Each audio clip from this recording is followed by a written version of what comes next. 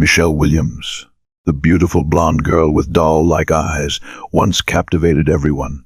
Greg Williams, the charming husband, seemed like a prince straight out of a fairy tale. But this was no fairy tale. A scream shattered the quiet suburban night. The door burst open, and Michelle ran outside in a panic. Neighbors startled awake. Lights flickered on in nearby houses. 911 received the call. Inside their home, Greg lay on the floor with 3 gunshot wounds. The police arrived within minutes, but it was too late. A shocking murder case, and the media swarmed like vultures hunting for news.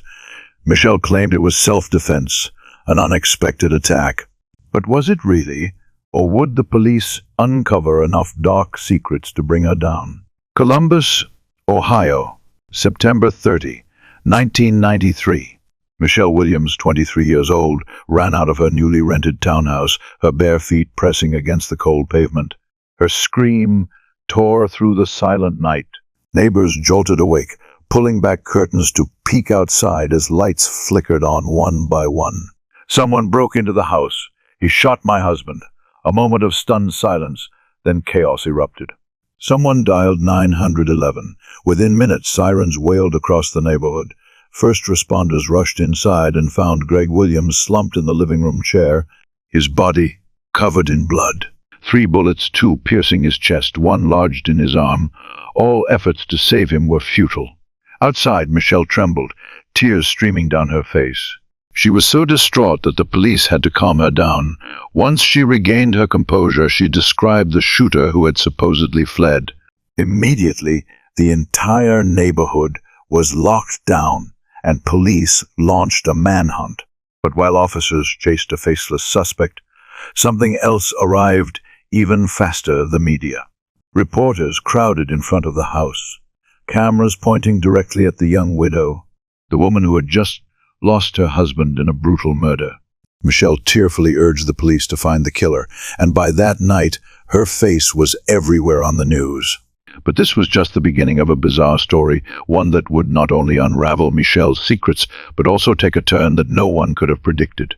Born in 1970 in Columbus, Ohio, Michelle Clayman had a peaceful childhood in a middle-class family.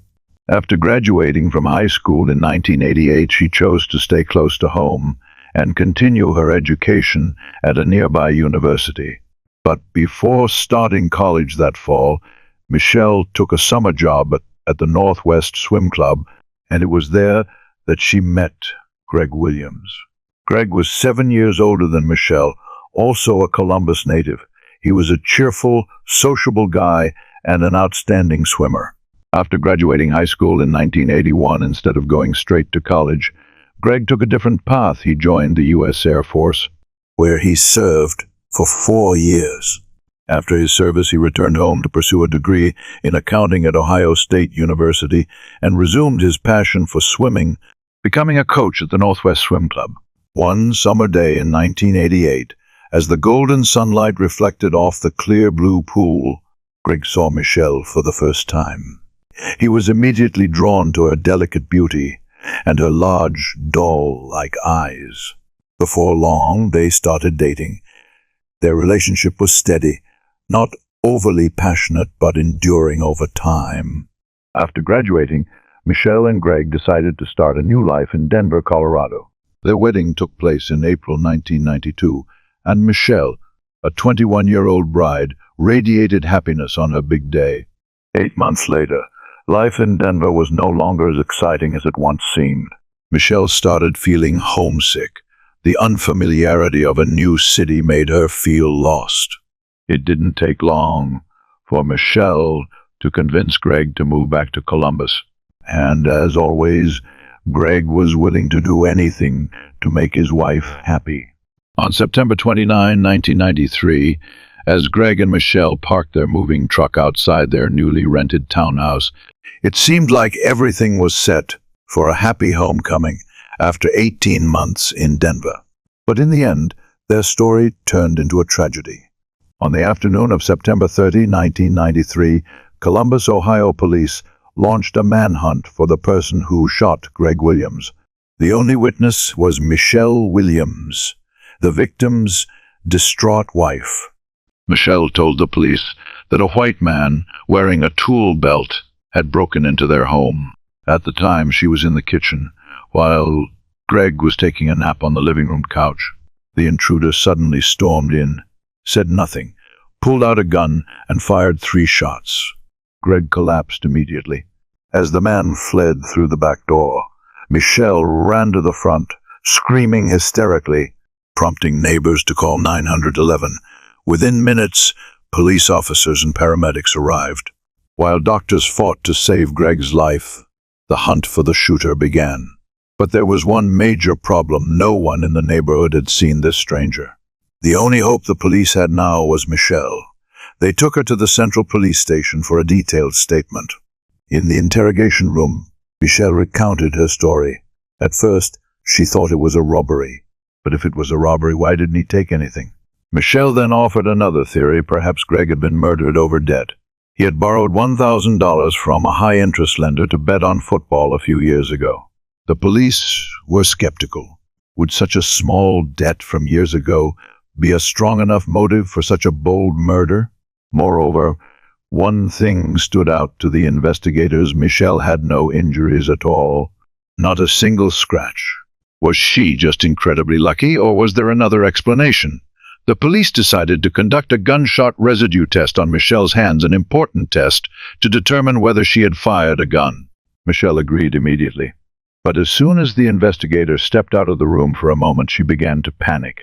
Her breathing grew rapid, her hands clenched tightly, and anxiety was written all over her face. Her mother, who was with her, also noticed the sudden change in her behavior. When the investigator returned, Michelle trembled and confessed, "I touched his chest." The investigators exchanged glances before calmly responding, "Don't worry, there's a difference between touching a blood-stained shirt and firing a gun." Michelle nodded, seeming somewhat reassured. Eventually, she agreed to take the gunshot residue test to confirm whether she had fired a weapon. When the test was completed, Michelle's father arrived at the police station. He walked into the interrogation room with devastating news.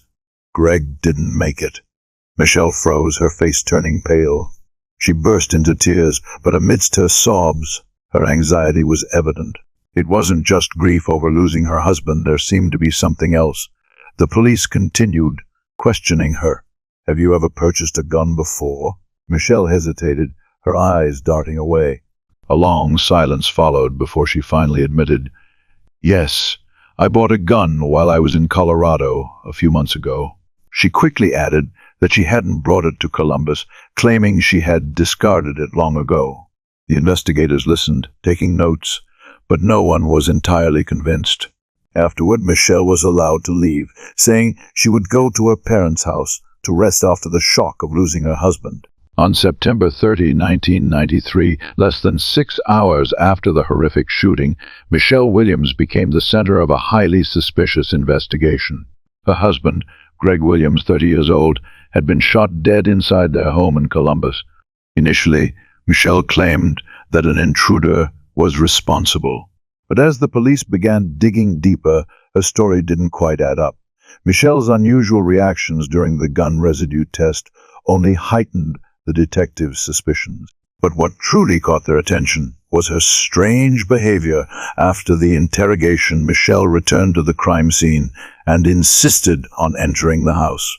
"I need to check on my cats," she insisted. But the police refused, and immediately Michelle became oddly agitated. Meanwhile, the crime scene search team discovered a crucial detail upstairs. In a bedroom, they found a box buried in a pile of clothes. Inside, a gun was carefully hidden in a drawstring bag. This completely contradicted Michelle's statement. She had previously claimed she discarded her gun when she left Colorado, but clearly she had not. Downstairs, the police continued their search and found Michelle's wallet in the living room. Inside the wallet, they discovered something even more suspicious than bullets. If the bullets found inside matched the ones that killed Greg, the police would have the murder weapon in their hands, and all clues would point to Michelle. But that wasn't the biggest shock. When searching her wallet, They also found a love letter addressed to a mysterious man in Colorado. What Michelle wrote in the letter seemed like a veiled confession. If its contents were true, it suggested that Michelle may have been having an affair. Michelle's letter was an aspect that needed to be explored. Was the boyfriend in Colorado an accomplice? The police knew they had to go to Colorado to interview this man. On October 3, just 3 days after Greg Williams' murder, investigators from Columbus flew to Colorado in search of answers. The mysterious man to whom Michelle had sent the love letter was genuinely shocked to learn that Greg was dead. But what surprised him even more was the revelation that Michelle had feelings for him. "We only flirted a little, but I never thought she was in love with me. So why did Michelle create such a complicated love story in her head?" He stated that Michelle had once confided in him that she was unhappy in her marriage with Greg. But if that unhappiness was a motive for murder, he had no idea. Investigators carefully observed his reactions. There were no signs of lying, no attempt at concealment. Ultimately, they ruled him out as a suspect, but the trip to Colorado was not entirely fruitless. They visited a gun store where Michelle had claimed she had discarded her gun long ago. The store owner positively identified Michelle as the person who had purchased the gun, contradicting her previous statement. However, the most crucial discovery came from Greg's former employers in Denver. When the police informed them of his death, they received a shocking piece of information. Greg had a life insurance policy worth $210. Not only that, but during his time at his former company, he had an additional insurance policy worth $100. The notable detail was that Greg had left the company some time ago, but the policy remained active only until the very last day of that month. Greg was murdered on September 30, just hours before the insurance policy expired. And most importantly, Michelle Williams was the sole beneficiary. On October 6, 1993, the investigation reached a critical turning point when the crime lab sent back the ballistic test results. The gun found in the house was the very weapon that killed Greg Williams. And the most shocking detail?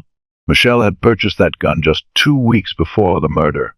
That same day, Columbus police arrived at the doorstep of Michelle's parents' home with an arrest warrant. Before they could even knock, a crowd of reporters had already swarmed the front yard, ready to capture the dramatic moment. Inside the house, investigators confronted Michelle and her family. "Michelle Williams, you are under arrest for the murder of your husband." A heavy silence filled the room. No tears, no resistance. Michelle remained eerily indifferent. But just seconds later, she fainted into the arms of a patrol officer. The police quickly escorted Michelle to the patrol car, pushing through a sea of cameras and flashing lights. Greg Williams' family was in complete shock. They had believed Michelle to be a loving wife.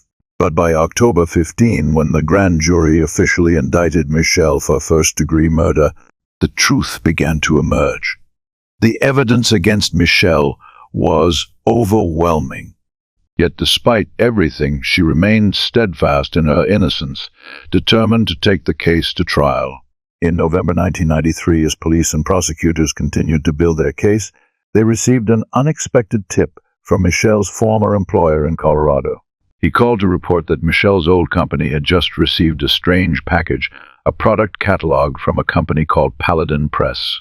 Investigators immediately looked into it and uncovered a chilling truth. Michelle Williams had ordered a book from Paladin Press months before Greg's murder. The title of the book? Hitman, a technical manual for independent contractors, a step-by-step guide on how to commit the perfect murder. In other words, Michelle had been planning to kill her husband for a long time. By early 1994, as the trial date approached, Michelle's defense team began to panic. They reached out to the prosecution with a desperate proposal. Michelle would plead guilty to manslaughter. But there was a problem. The sentence for manslaughter ranged from only 7 to 25 years. Greg's family was outraged.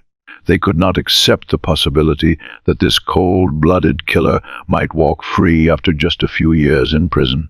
Ultimately, the prosecution countered with an offer, not first-degree murder with a life sentence, but second-degree murder with a minimum of 20 years behind bars. Now, the final decision was in Greg's family's hands. Accept the deal for a sentence of 15 years to life, or take the risk, reject the plea bargain, and let a jury decide Michelle's fate. The big question remained, were they willing to take Michelle to trial and ensure full justice was served? By the spring of 1994, Michelle Williams' legal team faced an inescapable reality. With the overwhelming amount of evidence collected by prosecutors, there was no doubt if the case went to trial, Michelle, then 24 years old, would almost certainly be convicted of murdering her husband. Understanding this, her lawyers decided to approach the prosecution with a plea deal. Michelle would plead guilty to murder in exchange for a sentence of 15 years to life. Greg's family, though furious over her crime, agreed to the deal to avoid a prolonged and painful trial. On May 12, 1994, Michelle Williams officially pleaded guilty. After months of avoiding the victim's family, she finally had the chance to apologize. But what stood out was that Michelle did not beg for forgiveness, nor did she express deep remorse. She simply accepted her guilt, her sentence, and the judgment passed upon her. More than 20 years later, Greg's family still struggles to understand how Michelle could have so heartlessly shot her sleeping husband and then calmly staged a crime scene. How could a woman who seemed gentle, intelligent, and full of promise commit such a cold and ruthless act? It remains an unanswered question, a tragedy that Greg's loved ones will carry in their hearts forever. Kimberly Parker and her husband Elihu once had a bright future.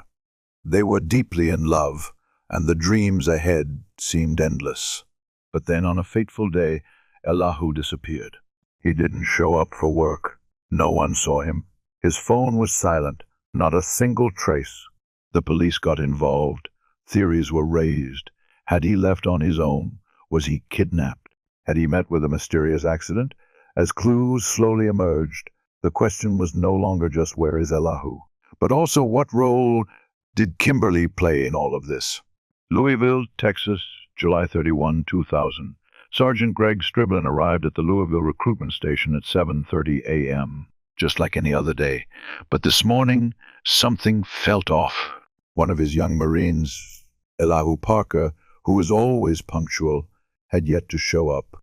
At first, it seemed like it could be just a minor delay, but as time passed with no news from Elihu, worry began to build. Calls went unanswered. Messages were ignored. Elihu's superiors and colleagues started feeling uneasy. Deciding not to wait any longer, Sergeant Striblin drove to Elihu's apartment. He knocked on the door. No response. An eerie silence filled the air. Without hesitation, Striblin tried the doorknob and found it unlocked. He stepped inside cautiously. The apartment looked normal, but then something made him stop in his tracks. The TV was still on. A chilling sensation crept down his spine. Looking around, he noticed the security system of the apartment complex. The uneasy feeling in his gut grew stronger. Sergeant Striblin wasted no time. He called the police and officially reported Elihu Parker's disappearance. But when the police reached out to Kimberly Parker, Elihu's wife, her reaction left everyone stunned. She did not seem worried about her missing husband. The only thing Kimberly cared about was not where Elihu was, but where his car had gone. Born in 1977, Kimberly Hawkins grew up in a peaceful childhood in San Diego. She was a hard-working, sociable girl with good academic performance. When she graduated from high school, a promising future seemed to await her. On a fateful day at Disney World, during a double date, Kimberly met Elihu Parker, a young man who had just finished high school. They were quickly drawn to each other, sharing joyful moments that seemed like something out of a romantic story. But there was an obstacle. Elihu had just joined the Marine Corps and was about to be deployed overseas. A year later, while stationed in the Pacific, Elihu had not forgotten Kimberly. He was captivated by her intelligence and independence. While Elihu was fulfilling his military duties, Kimberly was building her own future, working and attending a vocational school. Their relationship endured through letters, rushed phone calls, and brief moments together whenever Elihu was on leave. Then one day, in front of Kimberly's family, Elihu got down on one knee and proposed. She was stunned. Kimberly's parents were worried that it was too soon for their daughter to enter marriage. But they couldn't deny one thing. Elihu was a good man, and Kimberly loved him deeply. The Marine Corps held Elihu Parker in high regard. 2 days after his wedding in May 1999, he was promoted to sergeant and assigned as a recruiter, a major step forward in his career. Elihu was on a promising trajectory. In April 2000, the Parkers moved to Texas, opening up new opportunities. Kimberly quickly adapted to a new life, even impressing her husband's superiors. Despite the usual challenges of newlyweds, they gradually settled in a private apartment, a new job for Kimberly at Silverleaf Telemarketing in Carrollton, Texas. This job not only provided her with extra income, but also gave her a sense of independence. But Kimberly didn't stop there. Less than 2 months after arriving in Louisville, they had bought a house and a car, all signs of a bright beginning. Yet, instead of enjoying married life with Elihu, Kimberly was about to become the central figure in a tense missing person investigation. The police would launch a frantic search for her suddenly vanished husband, and as the hunt for Elihu progressed, shocking truths about Kimberly's marriage would come to light. On Tuesday morning, August 1, it had been over 24 hours since Elihu Parker failed to show up for work. A missing Marine was no ordinary occurrence, but what caught investigators' attention even more was the strange reaction of his wife, 23-year-old Kimberly Parker. When police contacted Kimberly, she seemed indifferent to her husband's disappearance. While friends and colleagues worriedly searched for him, the only thing she cared about was the whereabouts of Elihu's car. Subsequent investigations revealed a troubling reality. Their seemingly happy marriage had fractured just 6 weeks in. Though separated, Elihu continued paying Kimberly's rent, and they even shared use of his car. But according to Elihu's colleagues, this arrangement quickly became a source of conflict. Elihu began to suspect that Kimberly wasn't the only one driving the car. When he confronted her, a heated argument erupted. Afterward, Kimberly started hiding the car, forcing Elihu to sneak around to find it. Their cat-and-mouse game stretched on for days. But then, within a week, their dispute over the car suddenly reached a breaking point. On July 27, 4 days before Elihu Parker disappeared, a strange incident occurred. That day, 2 young men showed up at the recruitment office where Elihu worked. But they weren't there to enlist. Instead, they demanded access to Elihu's car. When he refused and told them they'd have to wait until he was off duty, the situation escalated quickly. According to Elihu's colleagues, one of the men openly threatened to kill him right in front of them. The tension was only diffused when an officer arrived at the scene, and the 2 men left without further action. At first glance, the incident seemed like nothing more than a meaningless confrontation. But 4 days later, Elihu mysteriously vanished. Investigators couldn't ignore the suspicious coincidence. Who were those 2 men? Why were they after Elihu? What did they really want? Yet as police revisited the incident, they discovered a major problem. No one had recorded the identities of the 2 men. When investigators arrived at Kimberly Parker's apartment and knocked on the door, they immediately noticed a stark change. This time, Kimberly was no longer indifferent to her husband's disappearance as she had been before. Instead, she appeared anxious, flustered, and extremely uncooperative, an unusual reaction for a wife whose husband had just vanished. Standing firmly in the doorway, she was clearly trying to prevent the investigators from entering. But what caught the police's attention even more were the 3 men inside the apartment. When asked to provide identification, their identities were quickly confirmed. Damien Huckabee, 22 years old, along with his two friends, Dexter Hodge and Kendall Watson. None of them appeared to be law-abiding citizens. Their evasiveness only heightened the investigators' suspicions. When one of the officers took out a camera and started taking pictures of them, the atmosphere in the apartment grew tense. Despite Kimberly's attempts to cover things up, the police had gotten what they needed. After leaving the apartment, they headed straight to the recruitment office, where Elihu Parker worked to continue following the trail. When the photos were shown to Elihu's colleagues, one statement sent chills down the investigators' spines. "That's him, no doubt. That's Damien Huckabee. He's the one who threatened to kill Elihu right here just 4 days ago. And that very day, a call from the Smith County Sheriff's Office in East Texas confirmed their worst fears. A body had just been pulled from the Sabine River.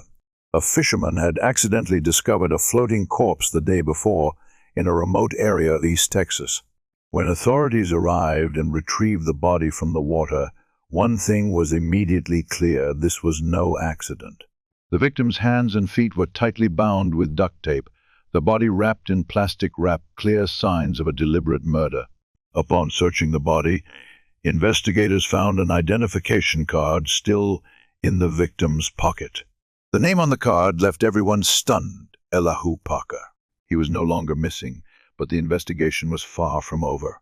An even more shocking discovery was made: a fatal gunshot wound to Elihu's chest. Police were beginning to uncover the horrific details of Elihu Parker's final moments. On August 3, 2000, Louisville police grew increasingly suspicious that 23-year-old Kimberly Parker knew more about her husband's disappearance than she was willing to admit. From the start, she had been evasive, refusing to answer questions. But did this mean she was directly involved in the crime, or was she simply trying to protect the real killer? When investigators received confirmation that Elihu Parker's body had been found, they immediately went to Kimberly's apartment with a new set of questions. Right there, they told her the truth: her husband was dead. Kimberly was shocked, her reaction unexpected. But was it genuine emotion, or just a well-rehearsed act? After calming down, Kimberly was asked to come to the police station for further questioning.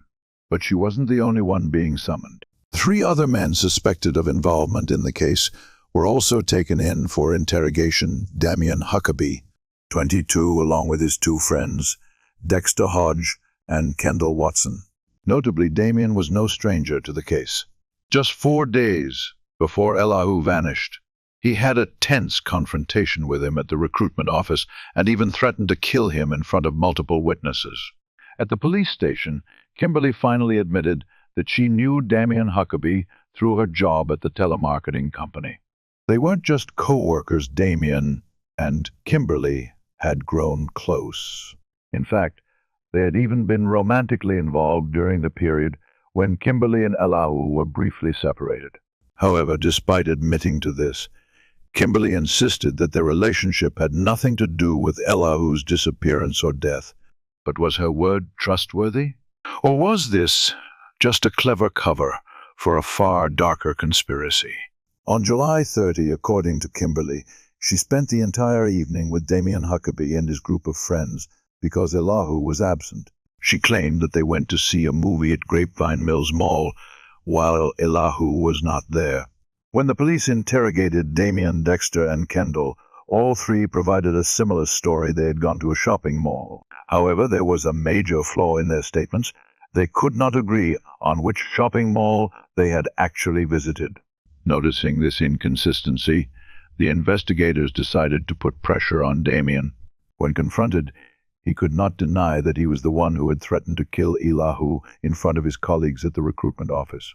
However, he insisted that the incident had nothing to do with the murder. But then Damien revealed an important name: the man who had accompanied him to the recruitment office that day, Marcus Brown. Investigators immediately dug deeper, and suspicious truths began to emerge. Marcus Brown lived in Smith County, not far from where Elihu's body was discovered. This could not be a mere coincidence. 5 days later, the Smith County Sheriff's Office tracked down Marcus, who was identified as the fifth member of this dark conspiracy. When brought into the interrogation room, Marcus, a large man who appeared slow-witted but was actually dangerous, admitted that he had been with Damien on the day of the confrontation with Elihu at the recruitment office. However, that was not all Marcus confessed. He also told investigators that Damien and his friends had spent the following days plotting something. He did not just tell the police that Damien and his friends conspired to kill Elihu. He claimed that Kimberly was the mastermind behind the entire plan. According to Marcus's testimony, Kimberly had plotted to kill Elihu to claim his $200 insurance policy. She was not just the mastermind, she had also directly helped the killers gain access to Elihu's apartment complex. Marcus recounted that on that fateful night, he, Damien, Dexter, and Kendall hid in the shadows while Kimberly called Elihu out from the apartment complex gate. Without any suspicion, Elihu stepped out, unaware that the wife he trusted was leading him into a trap. As soon as Elihu appeared, the group of assassins rushed into his apartment. Elihu fought back fiercely, but the struggle suddenly ended when Damien pulled out a gun, forcing Elihu into submission. According to Marcus, after subduing Elihu, the group dragged him outside, stuffed him into the trunk of a Honda Civic, and drove straight to East Texas. Kimberly did not go with them. She had already played her part. Marcus testified that when they reached Smith County, he began to fear that he himself might be eliminated just like Elihu. He demanded that Damien drop him off, leaving the group before things took a worse turn.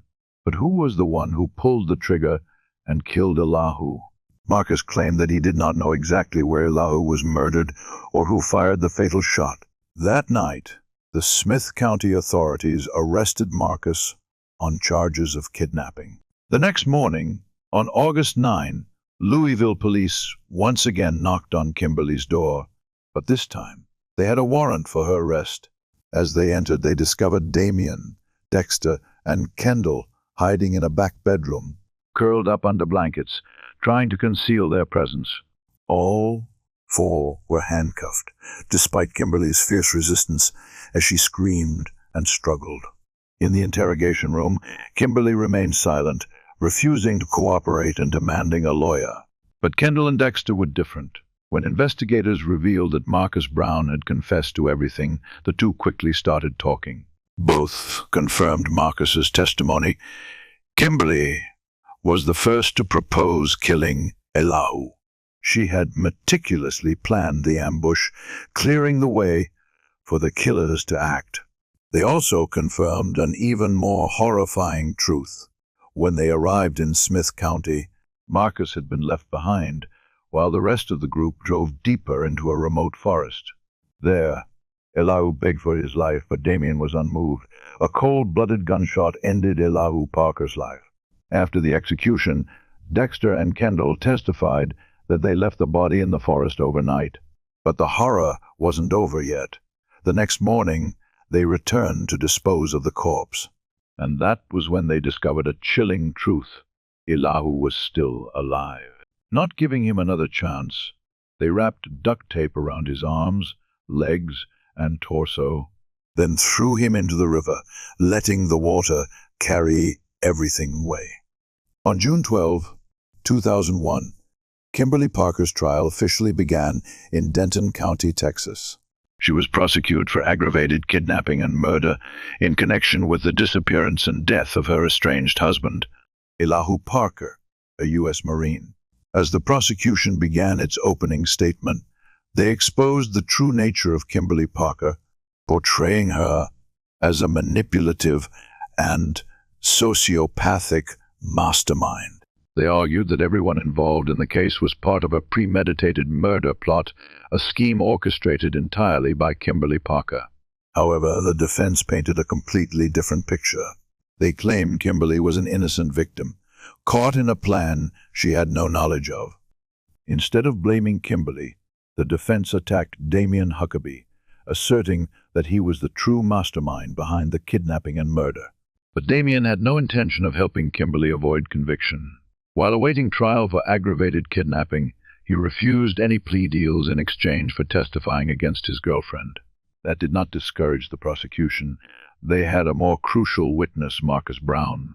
On the witness stand, Marcus Brown reaffirmed his previous confession, detailing how Kimberly Parker recruited 4 men to participate in the murder plot. He testified that Kimberly was the one who told the group about the $200,000 Marine Corps insurance policy, which she believed would be hers once Allahu was dead. When it was the defense's turn, they made the bold decision to put Kimberly on the witness stand. As expected, Kimberly completely denied Marcus's testimony, claiming it was all lies. Kimberly Parker took the stand, calmly recounting her version of events. She insisted that everything spiraled out of control the moment Damien Huckabee and his accomplices stormed into Allahu's apartment. According to Kimberly, Damien pulled out a gun, and at that moment, she knew things would not go as originally planned. She testified that Damien and his accomplices forced Allahu down the stairs and locked him in the trunk of a car. Kimberly claimed she did not participate in the crime. On the contrary, she said Damien even dropped her off as she requested and reassured her that everything would be fine. But the horrifying truth hit her the next day when Damien came to see her and casually confessed, "We killed him." Kimberly claimed she was shocked and furious. When the two returned to her apartment, an argument erupted, quickly escalating into a physical altercation. According to her testimony, Damien pulled out a gun again, this time pressing it against her head. "He kept asking me if I would dare betray him," Kimberly testified in court. And that, according to Kimberly, was why she never went to the police about the murder. However, the prosecution was not about to let her escape justice. In their closing argument, they painted a completely different picture. Kimberly was not a victim, but the mastermind of this brutal murder. Who would the jury believe? On June 14, 2001, the jury reached its final verdict. Kimberly Parker was guilty. The courtroom fell silent as the judge handed down the sentence, 99 years in prison for Kimberly, effectively ending any chance of freedom for the rest of her life. Damien Huckabee and Kendall Watson, the 2 men directly involved in the murder, received life sentences without the possibility of parole. Meanwhile, Dexter Hodge, who agreed to cooperate with authorities, received a lighter sentence, 40 years in prison. The door closed on all those involved. The shocking case finally came to an end. But the price paid was the life of an innocent man. Bernadette Gonzalez was a talented school nurse, a beautiful, strong, and confident woman. Her life seemed perfect when she met Juan Petasquia, a charming former congressman. From the very first encounter, there was an intense connection between them. 6 months later, they got married, becoming a couple that appeared to have a blissful life. But then, on a fateful night, that sweet happiness ended in tragedy. Juan collapsed in a pool of blood while Bernadette stood there, her hands trembling, her eyes filled with panic. She claimed it was self-defense, but as evidence gradually emerged, a darker truth began to unfold. On May 14, 2003, in Laredo, Texas, 5:51 p.m., the 911 Emergency Center received a frantic call. On the other end, a woman's voice was trembling yet urgent. "I need an ambulance. My husband. I need help." The caller was Bernadette Petrosquia, 31 years old. Her voice was mixed with rapid, panicked breaths. She told the dispatcher that her husband, Juan Petercia, 26 years old, was gravely injured after an argument. "He charged at me. I had no other choice." Her voice broke into sobs. According to Bernadette, she had only tried to defend herself. But no matter how she justified it, the truth remained her husband was dying. She didn't dare get close, didn't have the courage to check if he was still alive. But then her instincts as a nurse took over. Bernadette forced herself forward, trembling as she examined Juan. The wound was too deep. She tried to stop the bleeding, to keep him conscious. When the sound of sirens echoed outside the door, hope was still there, but it might have been too late. As paramedics took Juan away, Bernadette couldn't go with him. She had something more important to do: answer the police's questions. Born in 1972 in Laredo, South Texas, Bernadette Gonzalez grew up in a small town but harbored great ambitions. She was always known as intelligent, friendly, and driven. During her school years, Bernadette excelled academically and yearned for greater opportunities. In the late 1990s, she received a prestigious scholarship to St. Anna University. But after just 1 year away from home, the longing for her family became too overwhelming. Bernadette decided to return to Laredo and continue her education closer to home. She enrolled in a community college, and by the age of 21 she officially became a licensed nurse. However, the long and grueling hospital shifts quickly exhausted her. In 1994, she took a different path, accepting a job as a school nurse at a middle school in Laredo, a less stressful job that still allowed her to help others. In 1998, a brief relationship with a colleague resulted in Bernadette becoming pregnant. Despite the challenges of being a single mother, she didn't falter.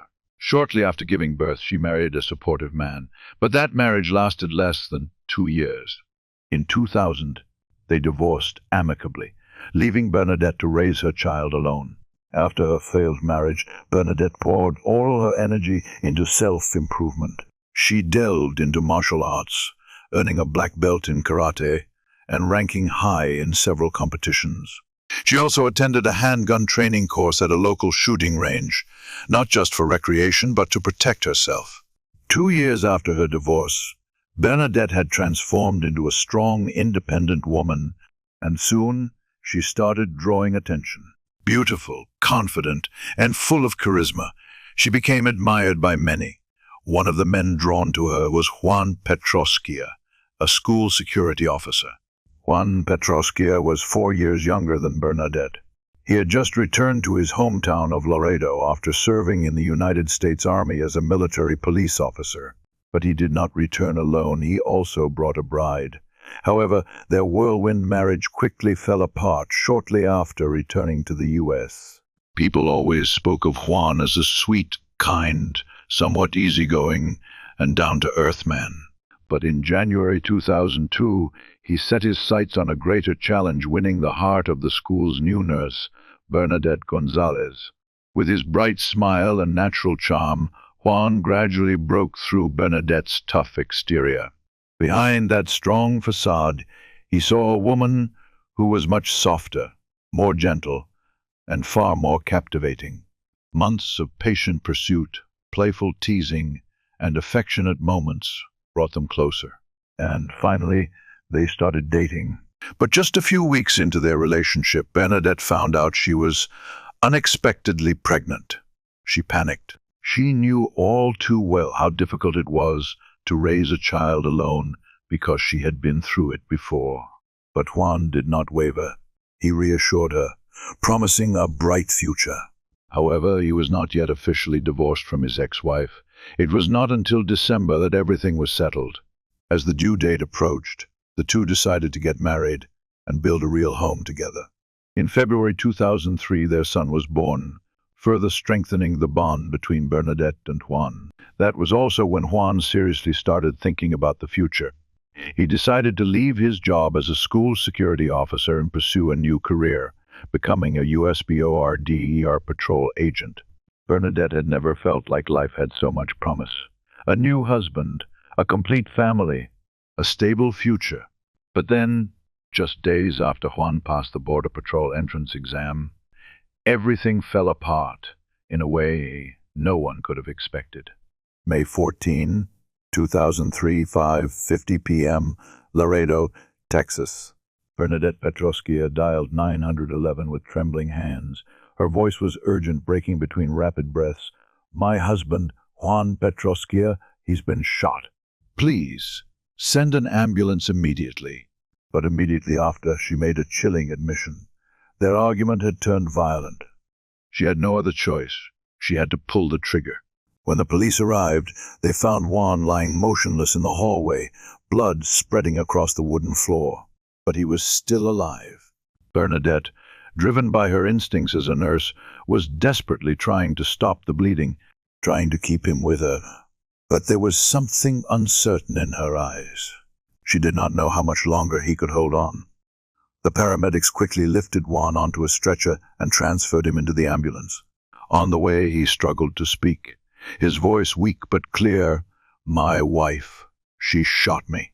A paramedic reassured him, telling him that Bernadette had already admitted to her actions.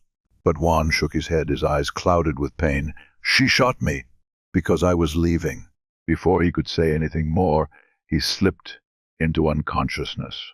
Were Juan's words merely the confused mutterings of a wounded man, or was there a darker truth behind Bernadette's claim of self-defense?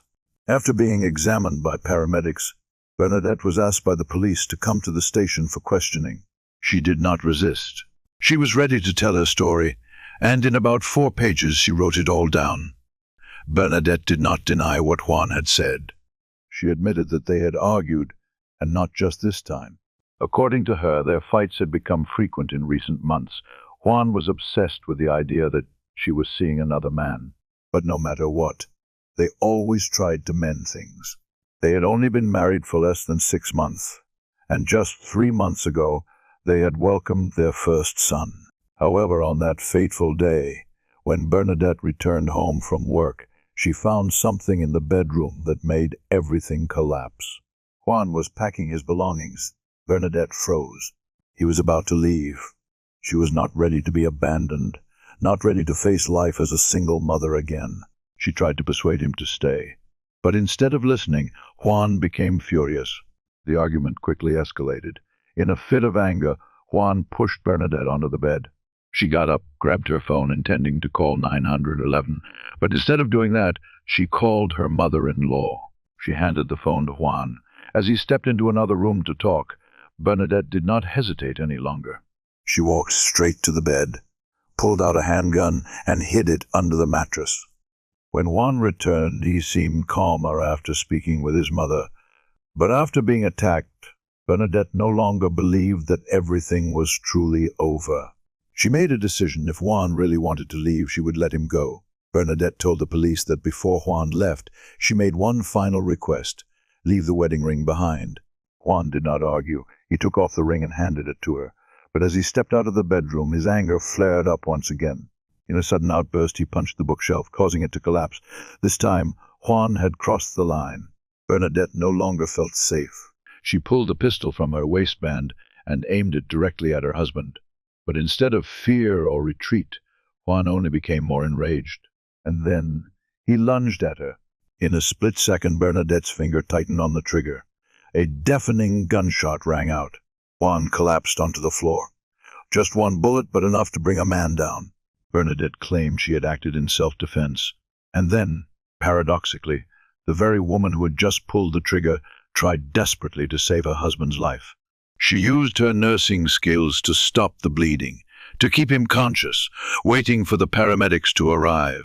But the most crucial question remained: would her efforts be enough to keep him alive? And if he woke up, what would he say? May 14, 2003, the Laredo, Texas police interrogated Bernadette Patoskia, a 31-year-old woman. She did not hide the truth about who had pulled the trigger. Meanwhile, Juan lay unconscious in a local hospital, and Bernadette's testimony was all the police had to continue their investigation. Upon closer examination, the police confirmed that Juan had indeed left after 6 months of marriage, as evidenced by all his belongings being packed into his car. However, when analyzing the crime scene, the police noticed an inconsistency. They photographed the gun and examined the location of the shell casing. Bernadette claimed she had shot her husband at close range, but the distance between the shell casing and where Juan collapsed was up to 18 feet. If the shot was not fired at close range, as she stated, was her use of deadly force justified? Investigators did not think so. The location of the shell casing and Juan's fall contradicted Bernadette's account. The police examined her immediately after the shooting but found no signs of injury to support her claim that Juan had attacked her first. No bruises, no scratches, no evidence that she had been assaulted. Faced with this contradiction, detectives decided to expand the investigation. When interviewing Juan's family and friends, they heard a very different story. According to them, Bernadette was always the one controlling the finances in the household, and after getting married, she gradually took control of Juan's life where he went, who he spoke to. Juan's friends insisted that he was afraid of his wife and was unlikely to have been the first aggressor. On the contrary, they suspected Bernadette was the one who pulled the trigger in a fit of rage. Combined with the physical evidence that did not align with Bernadette's statement, detectives had reason to believe that this shooting was not as she claimed. At 1:00 a.m. on May 15, 2003, nearly 7 hours after the confrontation with Bernadette, Juan Petosquia took his last breath. The news of his death left his family and friends in shock and grief. Juan's death completely changed the nature of the case. What had initially been an assault now became a murder. The case was transferred to the Homicide Division, and with the discrepancies between Bernadette's testimony and the physical evidence at the scene, police believed they had enough to charge her. Just hours later, Laredo authorities issued an arrest warrant for Bernadette Petosquia on first-degree murder charges. In September 2006, Bernadette Petosquia's trial officially began. The 33-year-old mother of two stood before the court, facing a first-degree murder charge. From the moment Bernadette called 911 on that fateful afternoon, the central question of the case had always been, was it self-defense or a premeditated killing? Bernadette insisted that she fired the gun to protect herself, but the prosecution presented a different theory. When Juan decided to leave, Bernadette pulled a gun on him. When he refused to comply, she pulled the trigger. The most critical piece of evidence against Bernadette was the distance between the shell casing and where Juan collapsed, nearly 18 feet apart. If Bernadette had fired at close range, as she claimed, why was the shell casing so far away? The inconsistency in her statement led the prosecution to argue that this was not a legitimate case of self-defense. But when the defense began presenting its case, they stunned the courtroom with a completely different narrative. According to Bernadette, she was a victim of domestic abuse. She described her 6-month marriage to Juan as a living hell. She specifically recalled an incident where Juan had kicked her in the stomach while she was pregnant, a memory she had buried to protect her husband's career. The prosecution quickly countered. Juan's friends and family vehemently denied these allegations of abuse. They believed Bernadette was trying to paint a distorted picture to justify her actions. But would the jury be convinced by her testimony? Laredo, Texas courtroom, a breathless afternoon. Bernadette Petosquia sat motionless, hands clenched tightly together, her tense gaze fixed on the jury's every movement. The atmosphere in the room was so heavy that even a single deep breath could shatter the silence. After months of litigation, everything now came down to a single verdict. The jury returned after just 3 hours of deliberation, a terrifyingly short amount of time. The forepersons stood up, their voice firm but cold. "We find the defendant guilty." Murmurs spread across the room, then quickly faded into stunned silence. Bernadette froze, her face turning pale. She blinked repeatedly, as if hoping this was just a nightmare. But no, this nightmare was real. The sentence, life in prison, with the possibility of parole after 30 years. On the other side of the courtroom, Juan's family clung to each other, tears streaming down their faces, but these were tears of justice. Finally, justice had been served. They had endured enough. Their son, a husband, a father, a friend, had been murdered and smeared as an abuser. But today, the truth had prevailed. Bernadette lowered her head, her eyes vacant, as the officers approached to handcuff her. The courtroom doors closed, sealing the final chapter of a tragedy, a love that once burned bright, now ending in the shadows of betrayal and loss. I can't generate an image right now, but could you describe the scene in more detail? For example, the surroundings, the girl's emotions, or the dominant colors in the picture. This will help me prepare a better description when I can create images again. The trial of Ana Trujillo. With all the evidence against her, investigators officially charged Ana Trujillo with murder. On March 31, 2014, she walked into a packed courtroom in Houston's Harris County Courthouse. The case had become a media sensation. Headlines labeled her as a 45-year-old massage therapist accused of brutally murdering her 59-year-old scientist boyfriend.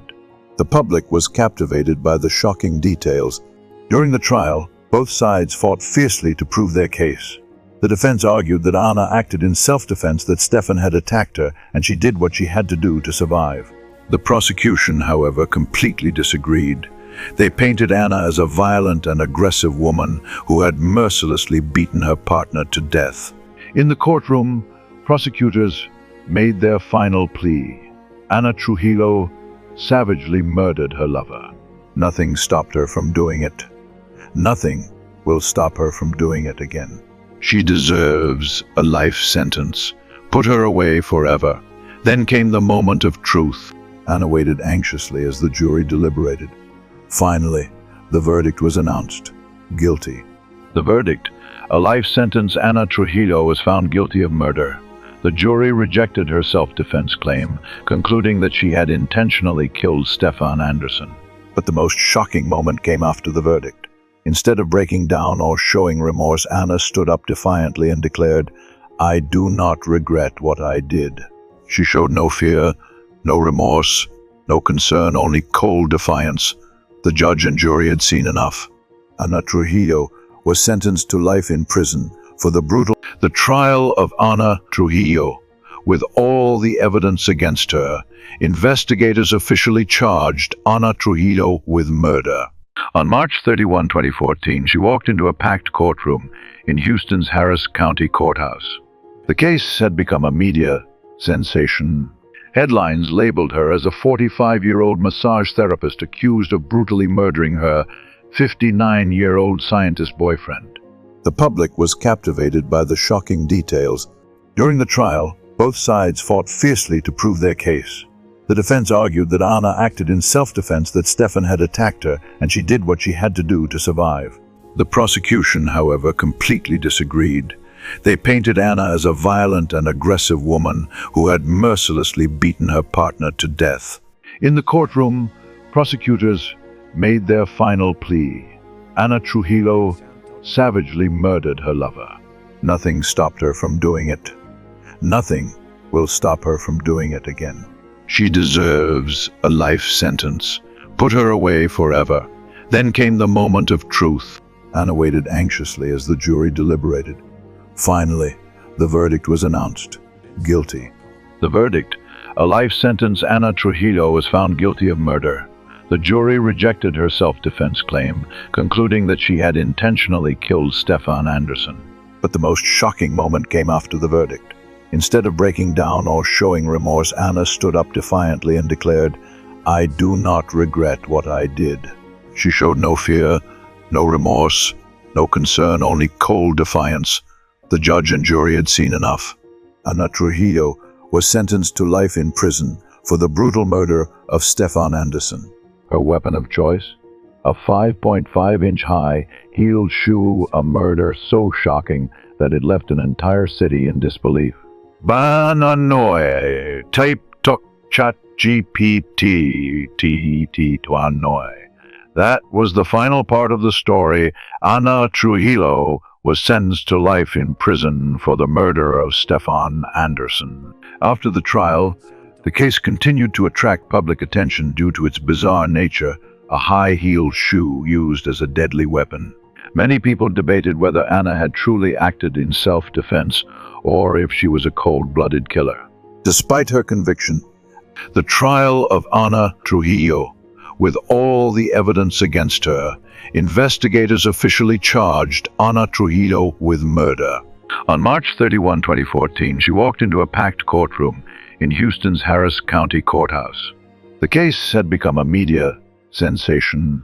Headlines labeled her as a 45-year-old massage therapist accused of brutally murdering her 59-year-old scientist boyfriend. The public was captivated by the shocking details. During the trial, Both sides fought fiercely to prove their case. The defense argued that Anna acted in self-defense, that Stefan had attacked her, and she did what she had to do to survive. The prosecution, however, completely disagreed. They painted Anna as a violent and aggressive woman who had mercilessly beaten her partner to death. In the courtroom, prosecutors made their final plea. Anna Trujillo savagely murdered her lover. Nothing stopped her from doing it. Nothing will stop her from doing it again. She deserves a life sentence. Put her away forever. Then came the moment of truth. Anna waited anxiously as the jury deliberated. Finally, the verdict was announced. Guilty. The verdict: a life sentence. Anna Trujillo was found guilty of murder. The jury rejected her self-defense claim, concluding that she had intentionally killed Stefan Andersson. But the most shocking moment came after the verdict. Instead of breaking down or showing remorse, Anna stood up defiantly and declared, "I do not regret what I did." She showed no fear, no remorse, no concern, only cold defiance. The judge and jury had seen enough. Anna Trujillo was sentenced to life in prison for the brutal murder of Stefan Andersson. Her weapon of choice? A 5.5-inch high heeled shoe, a murder so shocking that it left an entire city in disbelief. Bananoy, type tok chat GPT tuanoy. That was the final part of the story. Anna Trujillo was sentenced to life in prison for the murder of Stefan Andersson. After the trial, the case continued to attract public attention due to its bizarre nature, a high-heeled shoe used as a deadly weapon. Many people debated whether Anna had truly acted in self-defense or if she was a cold-blooded killer. Despite the trial of Anna Trujillo, with all the evidence against her, investigators officially charged Anna Trujillo with murder. On March 31, 2014, she walked into a packed courtroom in Houston's Harris County Courthouse. The case had become a media sensation. Headlines labeled her as a 45-year-old massage therapist accused of brutally murdering her 59-year-old scientist boyfriend. The public was captivated by the shocking details. During the trial, both sides fought fiercely to prove their case. The defense argued that Anna acted in self-defense, that Stefan had attacked her, and she did what she had to do to survive. The prosecution, however, completely disagreed. They painted Anna as a violent and aggressive woman who had mercilessly beaten her partner to death. In the courtroom, prosecutors made their final plea. Anna Trujillo savagely murdered her lover. Nothing stopped her from doing it. Nothing will stop her from doing it again. She deserves a life sentence. Put her away forever. Then came the moment of truth. Anna waited anxiously as the jury deliberated. Finally, the verdict was announced. Guilty. The verdict: a life sentence. Anna Trujillo was found guilty of murder. The jury rejected her self-defense claim, concluding that she had intentionally killed Stefan Andersson. But the most shocking moment came after the verdict. Instead of breaking down or showing remorse, Anna stood up defiantly and declared, "I do not regret what I did." She showed no fear, no remorse, no concern, only cold defiance. The judge and jury had seen enough. Anna Trujillo was sentenced to life in prison for the brutal murder of Stefan Andersson. Her weapon of choice? A 5.5-inch high heeled shoe, a murder so shocking that it left an entire city in disbelief. Bananoy, type tok chat GPT tuanoy. That was the final part of the story. Anna Trujillo was sentenced to life in prison for the murder of Stefan Andersson. After the trial, the case continued to attract public attention due to its bizarre nature, a high-heeled shoe used as a deadly weapon.